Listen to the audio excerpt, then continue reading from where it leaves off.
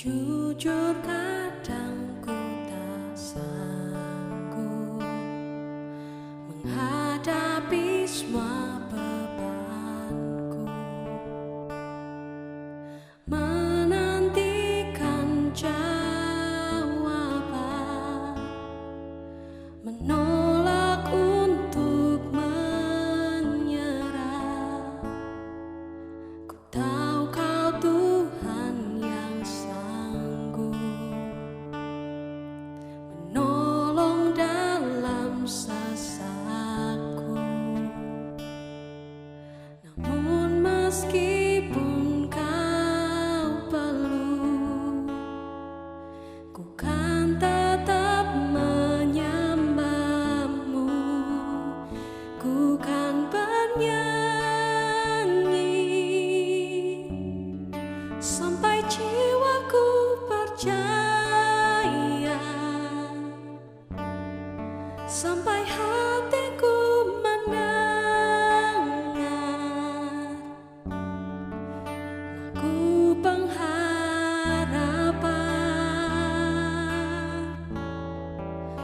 Ku kan berserah, ku tahu aku tak sendiri.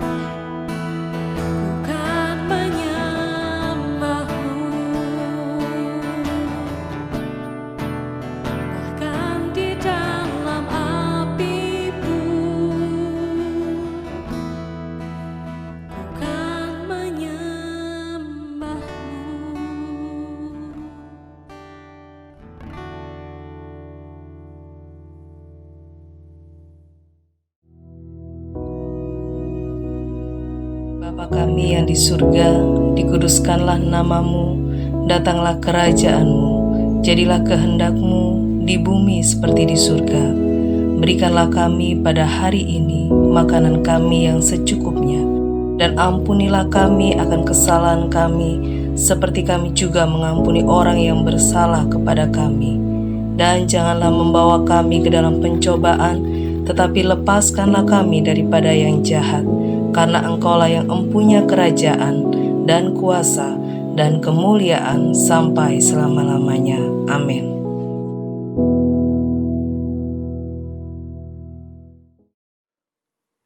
Shalom, puji nama Tuhan. Saya ucapkan sekali lagi selamat tahun baru 2021. 2020 merupakan satu kenangan buat kita. Tetapi sampai saat ini tetap pandemi itu masih berlaku, saudara. Ya, jadi kita harus betul-betul waspada dan hati-hati di dalam kehidupan Bapak, Ibu, dan saya. Ini adalah dikatakan minggu yang pertama pada bulan Januari. Saudara dikasih Tuhan, sudahkah kita mengucap syukur pada Tuhan atas pemeliharaannya, penyertaannya tahun 2020. Bapak Ibu dikasih Tuhan, belum terlambat. Saat ini juga kita dengan keluarga bisa mengucap syukur pada Tuhan atas anugerahnya, atas kasih karunia-Nya, atas lawatannya, atas pemeliharaannya yang Tuhan begitu baik dan sangat baik di dalam kehidupan Bapak, Ibu, dan saya. Bapak Ibu dikasih Tuhan, kekristenan sering kali saya katakan, bukan sekedar agama. Kekristenan adalah pengikut Kristus yang hidupnya sungguh-sungguh mengalami secara pribadi dengan Tuhan. Bagi orang-orang yang percaya di dalam Tuhan, saya yang sungguh-sungguh dalam Tuhan, yang hidupnya menyenangkan hati Tuhan, saya yakin dan percaya, di situ akan mengalami mujizat lepas mujizat di dalam dirinya. Bapak Ibu dikasih Tuhan, kita tahu musim pandemi saat ini, kalau dikatakan nanti bulan Maret atau Februari atau Maret, Maret atau April, lengkap sudah 1 tahun kita mengalami pandemi. Tentunya di dalam musim pandemi ini tidak ada satupun dari kita yang diuntungkan. Semua manusia, bukan di negara kita saja, seluruh dunia semua dalam keadaan kacau balau dengan adanya pandemi atau COVID-19 ini. Bapak Ibu dikasih Tuhan, sekarang apa yang kita lakukan? Apa yang kita kerjakan di dalam hidup ini? Saudara, kita tahu, kita sadar, kita ini bukan hidup di dalam surga. Kita ini masih hidup di dalam dunia, masih transit di dalam dunia. Tentu permasalahan itu ada di dalam kehidupan Bapak, Ibu, dan saya. Beberapa hari yang lalu kami membaca dalam surat kabar, saya baca dalam surat kabar, kurang lebih ada 3.489 rumah tangga yang berantakan, perceraian dan sebagainya. Ini pekerjaan daripada si iblis atau Lucifer. Mereka tahu bahwa waktunya sudah amat singkat dan amat betul-betul dekat sekali.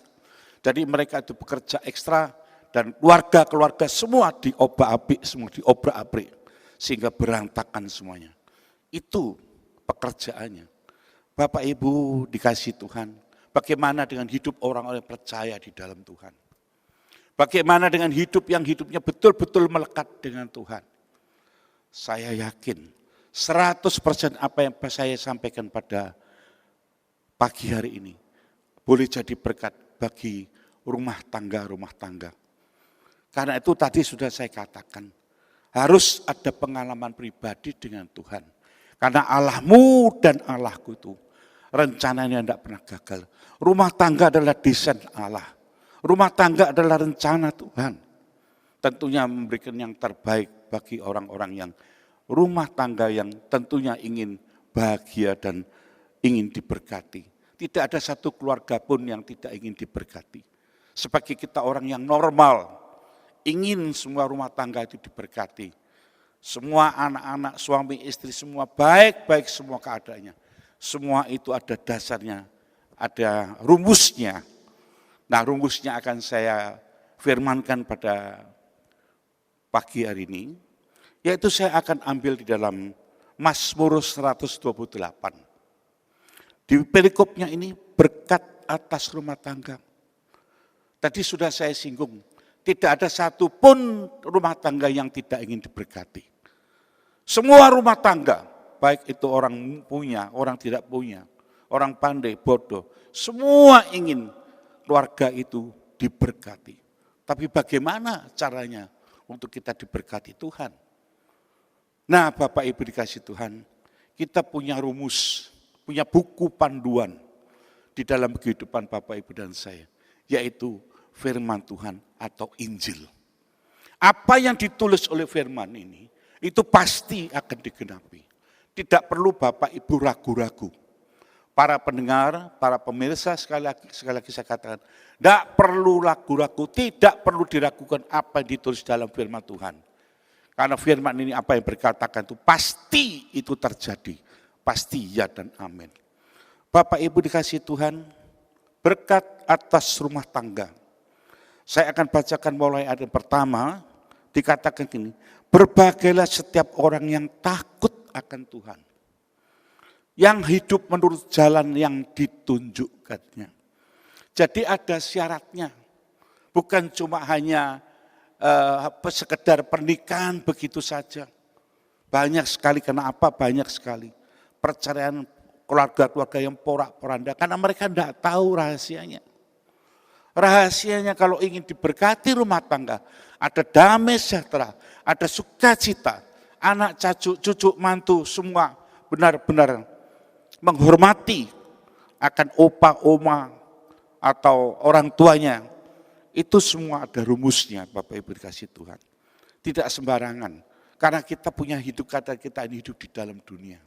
Tadi sudah saya singgung, hidup ini penuh tantangan, penuh rintangan, penuh masalah, penuh macam-macam, apalagi dalam musim pandemi ini. Seluruh aspek kehidupan manusia, semuanya kacau balau saya katakan. Semua manusia dalam dunia ini lagi bingung semua.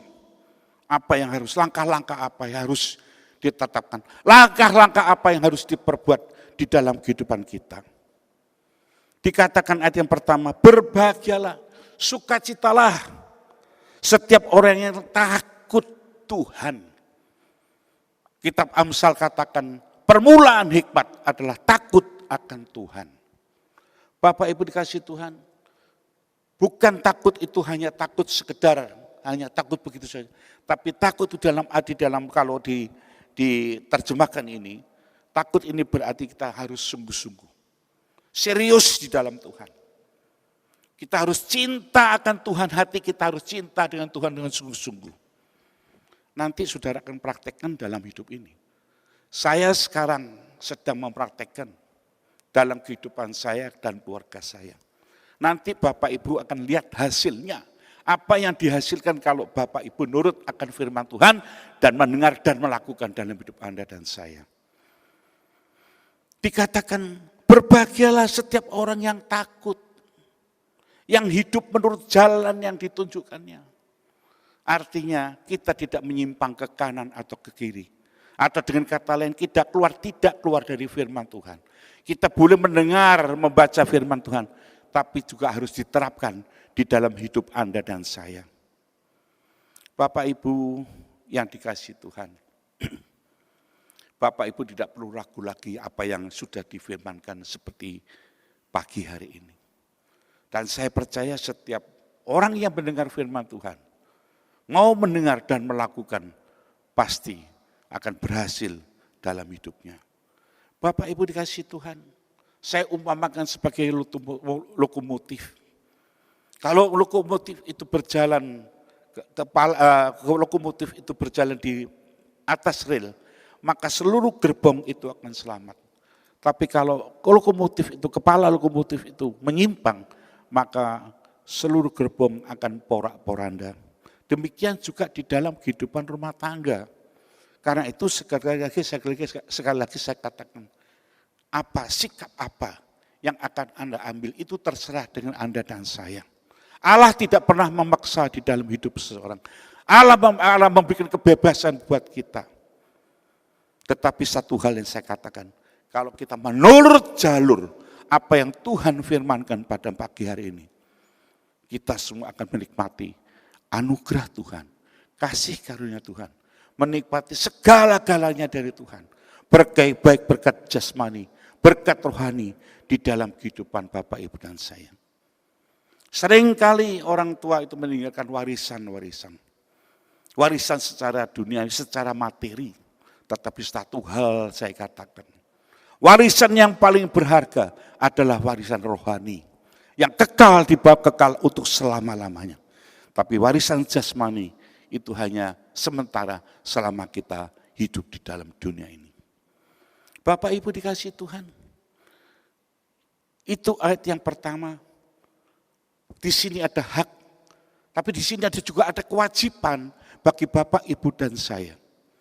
Kalau kita mengikuti kewajiban, mengenai hak dan kewajiban, kalau kita harus melakukan kewajiban kita, nanti saya percaya, 100% saya percaya, bahwa semua janji-janji Tuhan itu menjadi bagian di dalam kehidupan saya dan saudara. Allah cukup melalui firman-Nya. Tapi kita sebagai orang-orang yang percaya, kita harus benar-benar bayar harga, yaitu melakukan kewajiban bagi Bapak, Ibu, dan saya. Sudahkah tahun 2020 kita boleh menyenangkan hati Tuhan dalam hidupmu? Itu yang menjadi pertanyaan pada pagi hari ini. Kalau kita belum menyenangkan hati Tuhan, otomatis berkat itu tidak akan mengikuti Bapak, Ibu, dan saya. Tapi kalau kita benar-benar menyenangkan hati Allah, hidup melekat dengan Tuhan, berkat jasmani, berkat rohani, Bapak Ibu tidak perlu Bapak Ibu kejar, tapi berkat itu justru mengejar di dalam kehidupan Bapak Ibu dan saya. Saudara, Bapak Ibu dikasihi Tuhan, kewajiban yang pertama yaitu takut dengan Tuhan, setia di dalam Tuhan, sungguh-sungguh dengan Tuhan, menyenangkan hati Allah di dalam kehidupan Bapak, Ibu, dan saya. Itu kewajiban bagi saudara dan saya. Ada bonus-bonus yang Tuhan berikan. Setelah kita melakukan itu dalam hidup Anda dan saya, maka beberapa bonus yang Tuhan sediakan di dalam kehidupan saudara dan saya. Yang kedua dikatakan, apabila engkau memakan hasil jerih payah tanganmu, berbahagialah engkau dan baiklah keadaanmu. Ini bonus yang pertama yang Tuhan berikan kepada Bapak, Ibu, dan saya. Kalau hidup ini benar-benar menyenangkan hati Tuhan. Melalui kehidupan Bapak, Ibu, dan saya, yang penting, sudahkah kita jadi berkat bagi banyak orang? Dikatakan apabila engkau memakan hasil jerih payah tanganmu, artinya usaha kita. Saya tidak katakan saudara usaha apa, tidak. Tapi semua pekerjaan, apapun yang Anda dan saya kerjakan, kalau kita menurut jalur firman Tuhan, maka berkat itu akan mendatangi Bapak, Ibu, dan saya. Berbahagialah engkau dan baiklah keadaanmu. Sesuatu yang luar biasa di dalam kehidupan Bapak, Ibu, dan saya. Diberkati kalau tidak bisa menikmati, apa artinya hidup ini? Tidak ada artinya. Tetapi Alkitab berkata, dikatakan apabila engkau memakan hasil jerih payah tanganmu, berbahagialah engkau dan baiklah keadaan. Betapa sukacitanya, betapa damai sejahteranya di dalam hidup ini. Kalau itu betul-betul terjadi di dalam setiap keluarga dan rumah tangga, terutama keluarga-keluarga umat Kristiani. Untuk jadi terang, jadi garam, jadi contoh, jadi teladan, ini tidak mudah Bapak Ibu. Tidak mudah. Karena itu, kalau kita mau nurut jalur, jangan keluar dari jalur. Kita harus bergaul dengan firman, baca firman, minta hikmat dari Tuhan. Kalau kita tidak mengerti, kita minta hikmat dari Tuhan. Tuhan akan berikan pengertian bagi Bapak, Ibu, dan saya. Sungguh luar biasa. Nanti akan saya memberikan sedikit kesaksian apa yang terjadi, ya. Saya lanjutkan dulu. Yang ketiga dikatakan, istrimu akan menjadi seperti pohon anggur yang subur di dalam rumahmu. Anak-anakmu seperti tulang pohon zaitun sekeliling mejamu. Ini keluarga betul-betul yang dikatakan keluarga bahagia. Dikatakan istrimu seperti pohon anggur yang subur. Puji Tuhan, saya mempunyai teman pewaris yang takut dengan Tuhan, yang cinta Tuhan dalam hidupnya.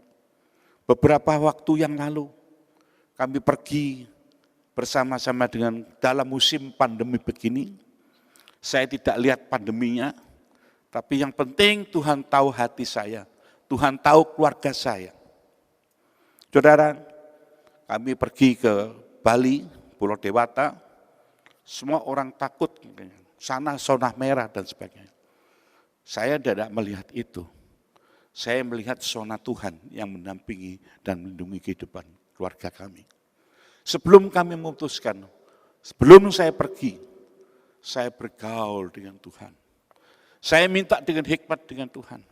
Roh Kudus, tidak apa-apa Tuhan, kalau memang Tuhan izinkan biarlah kami pergi bersama-sama. Saya bersama dengan keluarga, anak-anak saya ada 2, saya diberkati Tuhan dengan 3 putra, 1 putra, 2 putri, saudara. Ya, kami punya cucu kurang lebih ada 9, 8 cowok, 1 cewek. Tetapi anak saya, keluarga saya yang nomor 2, anak saya nomor 2 karena berhalangan tidak ada bersama dengan kami hanya pergi, yaitu keluarga anak saya yang pertama, putra, dan anak saya yang ketiga. Apa yang terjadi? Apa yang saya inginkan? Apa yang saya rindukan? Untuk doa keluarga, ada, Tuhan jawab. Tuhan jawab, saya bersama istri, bersama dengan 12 orang waktu itu, kami sama-sama berdoa, mengucap syukur atas anugerahnya, mengucap syukur atas pemeliharaannya, mengucap syukur buat kasih karunia-nya dalam kehidupan kita. Sebab nyata, Tuhan itu nyata di dalam hidup ini. Tadi sudah saya katakan, kekristenan bukan sekedar agama, harus mengalami secara pribadi dengan Allah di dalam nama Yesus. Bapak Ibu yang dikasihi Tuhan, dikatakan istrimu akan menjadi seperti pohon anggur yang subur di dalam rumahmu. Puji Tuhan, istri saya boleh jadi berkat bagi anak, cucu, mantu, semua. Di dalam persekutuan doa, ya mungkin setiap kali persekutuan itu kurang lebih makan waktu setengah jam. Karena di situ juga ada banyak cucu-cucu saya yang masih kecil, saudara. Jadi kami hanya memberikan nasihat, terutama istri saya memberikan nasihat dan wejang-wejangnya. Hari berikutnya saya bergiliran dengan istri, saya menyampaikan kebenaran firman Tuhan. Saudara dikasih Tuhan, coba, ayo kita praktekkan dalam kehidupan, kita buktikan firman ya dan amin. Karena itu kita harus berani bayar harga, karena Allah sudah bayar harga. 2000 tahun yang lalu, anaknya yang tunggal, satu-satunya diberikan bagi Bapak, Ibu, dan saya. Untuk kita semua boleh ditebus akan dosa-dosa kita. Saudara dikasih Tuhan, dan karena itu coba praktekkan di dalam kehidupan kita sehari-hari. Kalau kita keluarga-keluarga ingin diberkati, mari kita lakukan Mazmur 128 itu di dalam kehidupan Bapak, Ibu, dan saya. Saudara, kenapa banyak anak-anak Tuhan, banyak anak-anak percaya gagal rumah tangganya? Sekali lagi sekali katakan, bukan salah Tuhan, salah kita sendiri, itu pilihan kita sendiri. Baik tidak baik, enak tidak enak, itu bukan dari kita, dari orang lain, tapi dari diri kita sendiri. Saudara, yang keempat, ayat yang keempat, ini yang penting bagi bapak-bapak, bukan ibu-ibu, tapi di sini bapak-bapak yang penting, karena bapak itu sebagai imam di dalam keluarga, sebagai keluarga, kepala keluarga, sehingga bapak itu boleh jadi berkat bagi anak, cucu, mantu. Saudara, dikatakan yang keempat, sesungguhnya demikianlah akan diberkati. Dikatakan sesungguhnya, kalau bahasa Jawa, sak temene wae. Sesungguhnya, sesungguh-sungguhnya. Demikianlah akan diberkati orang laki-laki yang takut akan Tuhan. Kenapa enggak ibu-ibu, enggak perempuan, enggak anak, tapi orang laki-laki? Karena kita tahu, orang laki-laki adalah kepala keluarga. Imam di dalam keluarga. Harus beri contoh, harus beri teladan. Sekali lagi bukan kami menghakimi, tidak. Saya tidak ada hak untuk menghakimi. Tapi dari pengalaman-pengalaman, saya sudah berkeluarga kurang lebih 45 tahun ini. Hampir setengah abad, saudara. Ya. Sebelum saya bertobat, dan setelah saya bertobat, ada satu perbedaan yang luar biasa. Saudara dikasih Tuhan, dikatakan sesungguhnya demikian akan diberkati orang laki-laki, itu artinya bapak-bapak. Bapak-bapak yang mendengar firman Tuhan pada pagi hari ini. Kalau engkau benar-benar berkat itu ingin mengikuti engkau, maka engkau betul-betul harus jadi apa yang Tuhan firman katakan seperti pagi hari ini. Yaitu menjadi contoh, jadi teladan. Bapak Ibu dikasih Tuhan, putra putri saya, tidak ada satupun yang tidak mengasihi orang tuanya. Semua, baik itu putra, baik itu putri, semua mengasihi saya dan ibu, saudara. Kekasih-kasih Tuhan, saya lanjutkan sekarang. Dikatakan di sini, kiranya Tuhan memberkati engkau dari Sion, supaya engkau melihat kebahagiaan Yerusalem seumur hidupmu. Kata-kata Yerusalem berbicara mengenai keluarga. Maka genaplah sudah apa yang difirmankan pada pagi hari ini.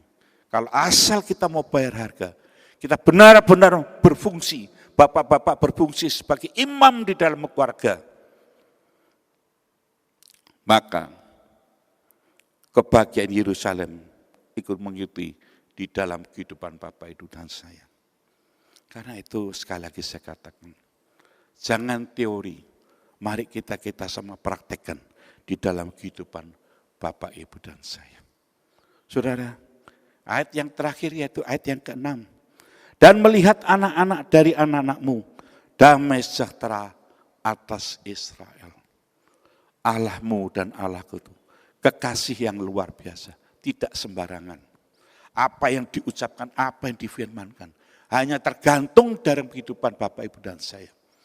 Kalau kita benar-benar mau mengikuti apa yang Tuhan firmankan seperti pagi hari ini, tadi sudah saya singgung, berkat akan mengejar di dalam kehidupan Bapak, Ibu, dan saya. Baik berkat kesehatan, berkat jasmani, berkat rohani akan mengikuti bagi orang-orang yang hidupnya menyenangkan hati Tuhan dalam hidupnya. Amin. Mari kita sama berdoa. Kami mengucap syukur dan terima kasih Tuhan. Terima kasih firman-Mu pada pagi hari ini. Firman itu bukan untuk para pendengar saja, tapi firman itu juga bagi hamba-Mu yang menyampaikan. Seperti pedang yang bermata dua. Roh Kudus, terima kasih buat hikmat yang Tuhan berikan dalam hidup kami. Kami percaya Tuhan, firman ini tidak akan kembali sia-sia. Tapi firman itu akan masuk di dalam kehidupan orang yang mendengarkan firman pada pagi hari ini. Dan boleh menerapkan di dalam kehidupan kami sehari. Dan kami percaya, kalau kita mau melakukan firman ini, kami yakin dan percaya Bapa, berkat akan mengikuti kehidupan kami semua. Terima kasih Roh Kudus untuk berkat-Mu pada pagi hari. Sebab itu Bapak Ibu dikasih Tuhan, angkat tanganmu tinggi-tinggi sebab Tuhan memberkati engkau dan melindungi engkau. Tuhan menghadapkan wajahnya pada memberikan kasih karunia. Tuhan memberikan damai sejahtera dan hulu. Mulai pagi hari ini sampai Yesus datang dan menyebut kami semua. Dalam nama Tuhan Yesus kami terima berkat. Haleluya. Yang percaya katakan amin. Tuhan memberkati.